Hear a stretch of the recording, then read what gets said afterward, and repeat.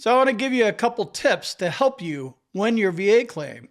The first one is to familiarize yourself with 38 CFR Part 4, the Schedule for Rating Disabilities. The VA Schedule for Rating Disabilities is the law that's used to determine the severity of service connection in pretty much all VA laws. First, you want to compare your symptoms to the law and make sure your condition's rateable. If not, move on. No need to be working on a claim that the VA is not going to rate you for. Like literally, that's a waste of time. Secondly, you need to establish service connection for your disability. You got to figure out how you're going to service connect it. Third thing you need to do is educate yourself about the combined ratings table so you have some kind of idea of what your overall rating will be when you win your claim. I recommend filing a mental health claim if you don't already have a mental health rating.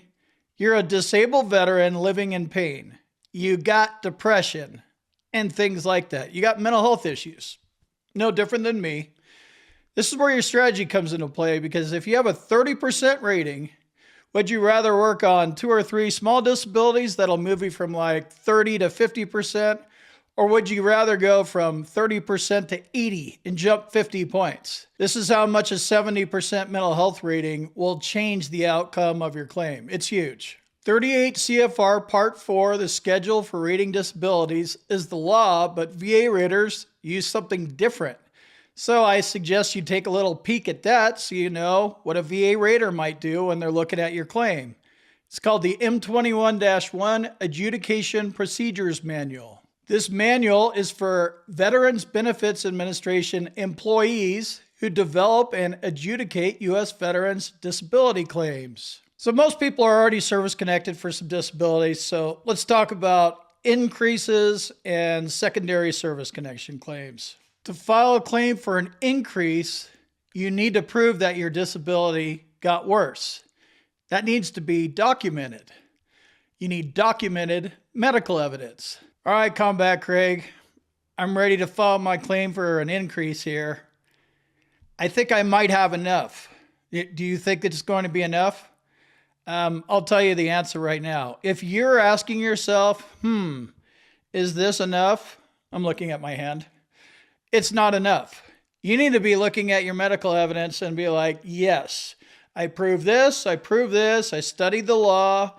Here's the rating criteria. Yes, this is enough medical evidence. I can win with this. You're really going to have to look at the rating criteria and see where you're at, what you're currently rated at, what your symptoms are.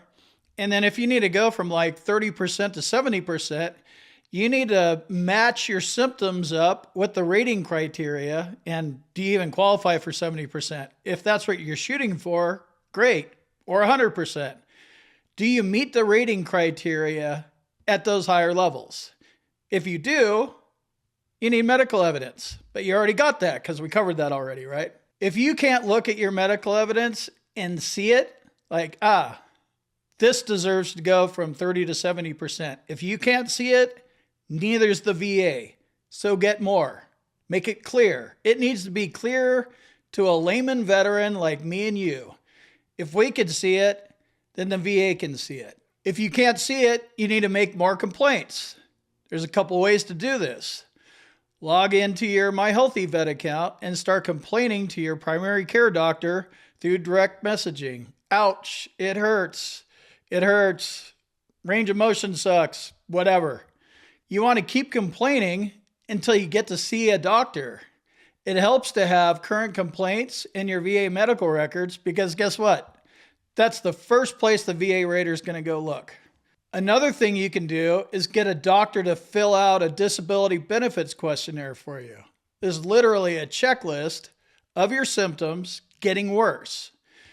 The checkboxes match up to the Code of Federal Regulations almost verbatim. DBQs are huge. You can have any qualified medical professional fill out the DBQ for you. It could be a VA doctor, a private doctor. If you're seeking an increase for a mental health condition, that's a different kind of doctor. You're going to need a board-certified psychologist or a board-certified psychiatrist. Psychiatrists, they give you the pills. Psychologist talks it's probably going to be a psychologist, but either of them will work. So your primary care doctor cannot give you a diagnosis and fill out a DBQ for mental health conditions. The end goal here is for you to look at all the positive medical evidence you have, match that up against any negative medical evidence that they're definitely going to be using against you, and say, yep, this is enough. That is when you file your claim. Let me jump in here real quick and tell you about my boot camp. If you want to learn more about the VA claims process, check out my boot camp. You can talk to me live. There's a link on the website.